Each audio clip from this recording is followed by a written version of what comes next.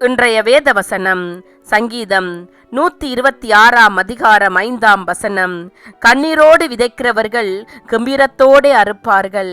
என் அன்பான சகோதர சகோதரிகளே, யாரெல்லாம் வேதனைகள் மத்தியில் இருக்கிறீர்கள், துன்பத்தின் நடுவில் சென்று கொண்டிருக்கிறீர்கள், ஒரு விடுதலை கிடைக்காதா என்று போராடி கொண்டிருக்கிறீர்கள், ஆண்டவராகிய கர்த்தர் இன்று உங்களோடு பேச விரும்புகிறார்.